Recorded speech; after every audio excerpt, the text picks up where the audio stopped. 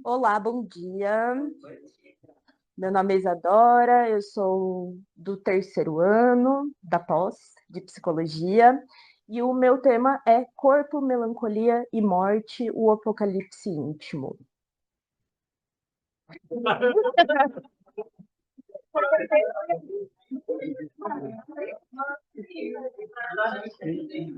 É, é isso mesmo, galera. Tem que respirar bastante, até porque o trabalho da minha colega também já me emocionou e esse trabalho vai me emocionar, porque, como eu digo aqui no meu texto, ele é um percurso muito íntimo. Eu me sinto muito vulnerável ao trazer esse tema para vocês, porque ele é uma tentativa de traduzir em palavras o que se moveu em mim enquanto eu lia, ouvia e compartilhava experiências sobre o tema da morte. E durante esse período, o filme Melancolia, do Lars von Trier, atravessou o meu processo de uma forma muito inesperada. Ele acabou se tornando uma imagem viva daquilo que o livro Viver ou Se Eu Morrer, do Stanley Kellman, despertava em mim. O corpo diante da finitude, a melancolia como experiência e o apocalipse como espelho das transformações internas. Então, eu não sei se vocês já assistiram esse filme. Se vocês não assistiram, vocês vão ter spoiler, não tem o que fazer. Vou contar. Então, aqui a gente vai assistir a primeira partezinha dele, que é o prólogo, para a gente entrar nessa sensação do filme mesmo, tá? Respirem.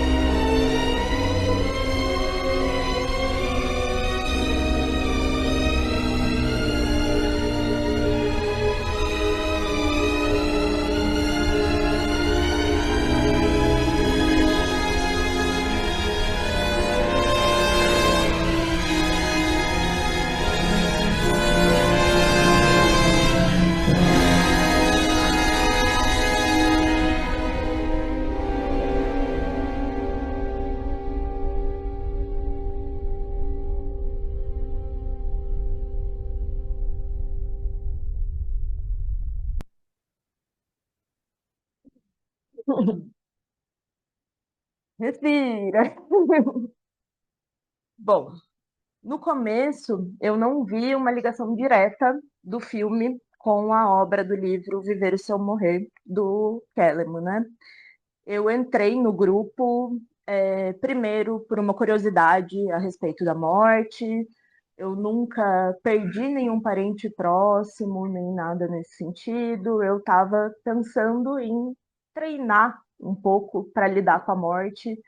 Tenho quatro avós vivos e já estão mais velhinhos, e vim meio que nessa pegada de um pouco do que a Lê falou, assim, um pouco diferente, óbvio, mas pensando na morte meio distante, assim, né? E foi muito interessante, porque eu comecei nos primeiros encontros, as primeiras páginas do livro, a me deparar com uma verdade muito simples, que todo mundo sabe, todo mundo escuta todos os dias, que é: todos nós vamos morrer. Todos nós vamos morrer, e isso é uma coisa que todo mundo sabe. Eu já tinha escutado isso diversas vezes, e isso me pegou num lugar diferente dessa vez, porque eu tive uma criação cristã que me ensinou que, na verdade, eu poderia passar essa vida na Terra sem morrer. Vou dar um pouquinho mais de contexto para vocês. Eu nasci dentro dessa denominação religiosa e fiquei dentro dessa denominação religiosa até fazer 25 anos. E eu fui ensinada pela minha mãe, pelos meus avós, pelos meus tios, tias, todo mundo, que determinado tipo de conduta, de forma de viver e tudo mais, poderia me dar de prêmio, vamos dizer assim, uma vida eterna na Terra. E essa vida eterna não é simbólica, não é um arrebatamento, não é nada nesse sentido. É realmente passar por essa vida sem nunca passar pelo processo biológico da morte. Muito bem. Estamos lá estudando, né, o Kellerman com esse ruído aqui. Exatamente isso. E eu comecei a perceber que o Kellerman realmente fala sobre crenças de morte, que cada um tem, né, no seu tipo de entender a morte. E eu tinha um tipo de entender até uma não morte, né? E eu percebi que para eu me conectar com o tema, eu não ia conseguir entender esse tema pensando na morte do meu avô, da minha avó. Curiosidade da morte ia ter que ser comigo mesmo, não ia ter jeito, ia ter que vir para mim. E talvez naquele momento pensar na minha própria morte não dava para ser uma morte minha, uma coisa assim, ia ter que ser uma morte apocalíptica, não ia ter jeito, ia ser fim do mundo. E talvez lá no meu inconsciente começou a vir também o Melancolia, esse filme que eu já tinha visto outras vezes. Bom, eu comecei a relembrar a primeira vez que eu vi esse filme, o Melancolia. Eu comecei a lembrar que esse filme me deixa sem ar, ele me faz chorar, ele causa sentimentos físicos muito intensos em mim. E revi o filme, falei, putz, tem bastante paralelo que eu posso fazer com o livro do Kellerman mesmo, e beleza. O filme, ele trata muito sobre depressão e sobre o apocalipse. Esses dois temas, eles são muito presentes na minha vida, tanto depressão quanto apocalipse. Eu só não sabia que o tema depressão e apocalipse também estava dentro do livro do Kellerman, Viver Se Eu Morrer. E mais para frente eu acho que eu consegui encaixar tudo e a gente vai ter um ponto aqui no final, espero. Se não for o ponto para todo mundo, pelo menos para mim, fez esse percurso e essa jornada. Eu vou continuar contando o filme para vocês, tá bom? Bom, depois do prólogo, que foi o que a gente viu ali, a gente começa a parte um do filme, que se chama Justine. Ele se passa na noite de casamento dela. É uma noite de casamento muito luxuosa. Quem faz esse casamento para ela é a irmã dela, que é a Claire, e se passa na mansão da Claire e do seu marido John. Apesar de muito luxuoso, exorbitante, tudo essa festa, a gente já começa a perceber que tem alguma coisa errada, porque a Justine e seu marido chegam muito atrasados na festa de casamento, ela tenta manter as aparências, mas ela vive fugindo da festa do casamento dela. Ela sai da festa do casamento para tirar uma soneca, ela sai para fazer xixi no campo de golfe da mansão, ela tem umas atitudes bem erráticas, inclusive a irmã dela vai dar umas broncas nela no meio da festa, porque ela tem essa tendência de querer manter a aparência, né? Já do meio para o final da festa, a Justine, na verdade, começa a realmente ter uma crise depressiva bem aguda. Ela abandona o noivo dela para tirar, na verdade, tomar um banho prolongado de banheira e mergulha na escuridão da sua própria mente. E o resultado, na verdade, disso é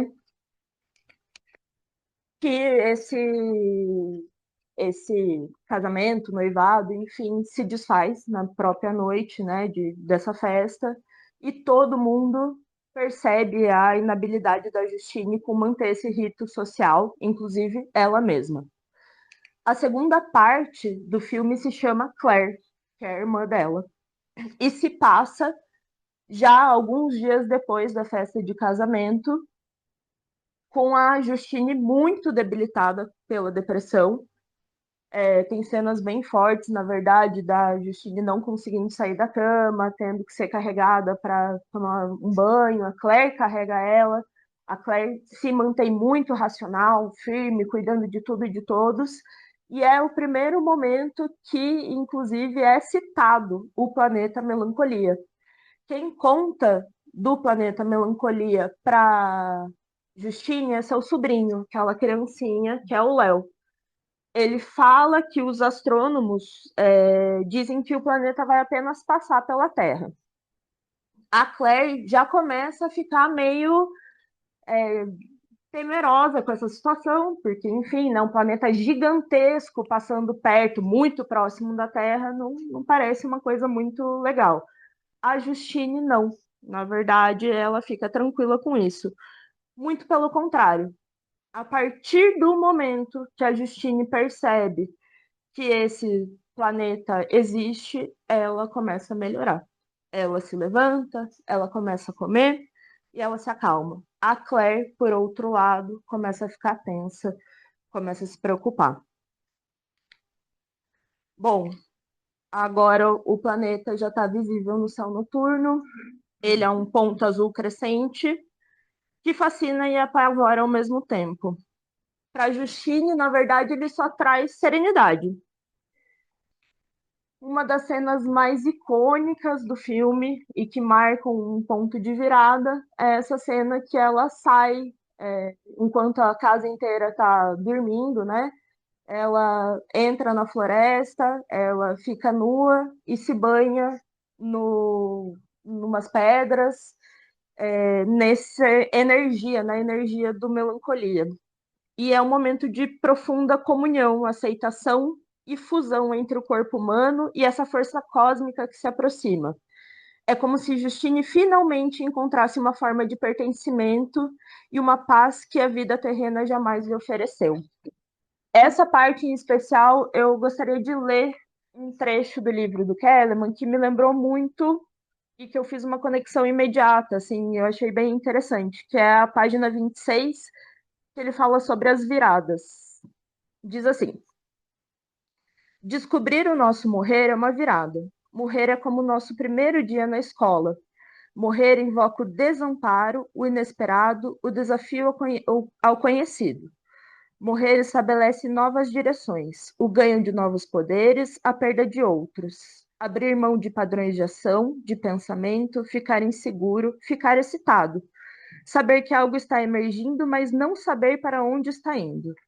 O morrer, como qualquer outra virada, é um lugar de transição, o encarar o desconhecido e a complexidade emergente de todos os novos modos de ser, novas ações, pensamentos, sentimentos. Cada virada é a resolução de uma perda e um encontro com o desconhecido. O desconhecido consiste naquilo que não reconhecemos ou achamos impredizível, em nossos sentimentos de desamparo diante dele. Então aqui a Justine teve a virada dela. Ela estava em paz com aquilo que ia acontecer. Já a Claire e o John, eles divergem de opinião.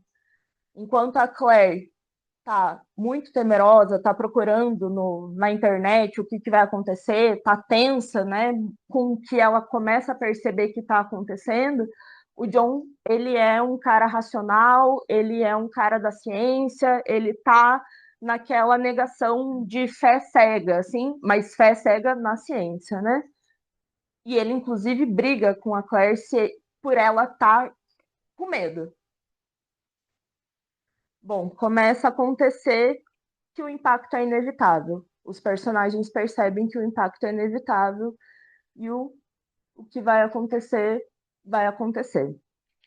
O John, que calculou mal, ele não dá para ver muito bem, né? Mas tá ali a cena. O John, que calculou mal a trajetória, ao perceber que a colisão é inevitável, se suicida no estábulo dos cavalos, não se despede da sua família. É como se fosse uma morte covarde. Ele errou. E a Claire entra em pânico. Ela não tem mais controle de nada. Ela tenta encontrar um abrigo ou uma saída para o seu filho pequeno, como se tivesse algum lugar para se esconder.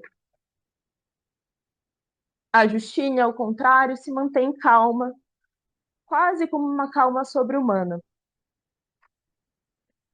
Mas ela convence a Claire de que não existe abrigo, não existe refúgio, nem nada nesse sentido. Para mim, essa é uma das cenas mais bonitas do filme, onde ela conforta o seu sobrinho, que ele começa a demonstrar pela primeira vez o medo de estar entendendo o que pode vir a acontecer, e ela sugere a construção de uma caverna mágica. É um rito de passagem que o Kellerman explica no livro, né? É um simbólico, é uma coisa que vai dar um conforto, um amparo nesse momento da morte. E eles constroem juntos essa caverna mágica onde eles vão passar os últimos momentos. É bonito porque a Justine é quem cuida de todo mundo no final.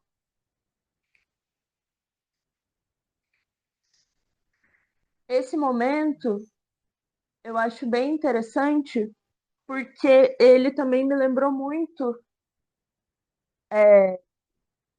como literalmente cada corpo vai receber esse essa morte, né, que não tem para onde fugir.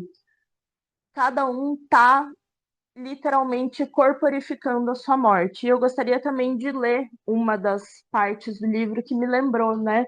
O livro inteiro fala sobre isso, mas uma das partes que eu gostaria de destacar é a página 22, que o Kellerman fala sobre os mitos da morte. Ele fala assim: os mitos de todas as sociedades tentam assegurar que nós não morreremos mortes destituídas de significado. Eles tentam dar uma via de acesso ao processo de morrer, de modo a que não sejamos arrematados pelo desespero diante da falta de significado. Para aqueles que encontram sentido nos mitos, eles oferecem um modo social de morrer, e para aqueles que não podem ou não têm uma vaga ideia da possibilidade de um modo próprio de morrer, oferecem um caminho. Desta maneira, o mito procura fornecer a cada indivíduo o modo do seu próprio fim. A morte e o morrer para nós estão escondidos atrás de atitudes datadas que romantizam o processo. São formas sutis de negação. Eis algumas dessas mitologias e seus estilos de morrer. E daí ele cita algumas que eu não vou citar. E daí ele termina dizendo assim: cada um de nós vive suas variações sobre essas mitologias do morrer, que se expressam nas viradas das nossas vidas de maneira aberta ou implícita. Bom, o mundo acaba. Mas o que o Lars von Trier faz é mais do que mostrar um apocalipse externo. ele mostra o colapso interno e o fim do mundo de dentro para fora. Eu acho que esse momento é literalmente o individual e o coletivo e o potencial, o espaço que existe entre essa, essa dinâmica, né? Bom, além dessas comparações óbvias, assim, mais óbvias que existem entre o livro e o filme, eu penso muito que a passagem de tempo das duas obras são muito peculiares, porque o livro, ele não é linear. É como se cada capítulo tivesse um pouquinho do capítulo anterior e você pudesse tirar o,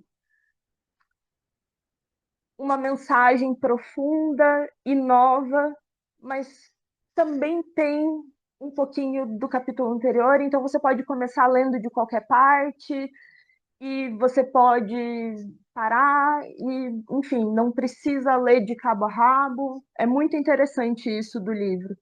E ao mesmo tempo, é o que a Lê falou, parece que você quer uma resposta mágica sobre como morrer melhor ou como lidar com o luto e também não vai encontrar. E o filme, por sua vez, ele continua dentro de você. É como se você terminasse o filme e tivesse esse sentimento de melancolia dentro, implantado dentro de você, como se você tivesse tomado uma pílula. Então, essa contagem de tempo é muito interessante. E outro detalhe é que, por mais que o filme tenha a passagem de tempo, o prólogo, a parte um e a parte 2, como eu comentei para vocês, o fato do planeta se afastar e se aproximar dá uma sensação de tensão quando ele se aproxima e um respiro quando ele se afasta, mesmo a gente sabendo que a colisão é meio inevitável. Outra parte que eu gostaria de destacar é a questão do prólogo ter essas imagens bem lentas, quase paralisadas, e que me lembram muito a depressão e a morte. É como se a gente realmente não conseguisse escapar, né? São coisas que a gente não tem muito para onde fugir. E eu gostaria de fazer esse gancho e vir para o meu final, para minha conclusão. É,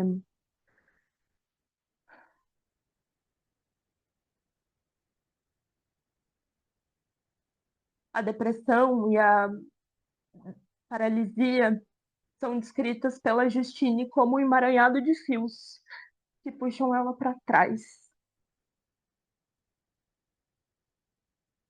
E é um pouco o que eu sinto no meu corpo quando eu lembro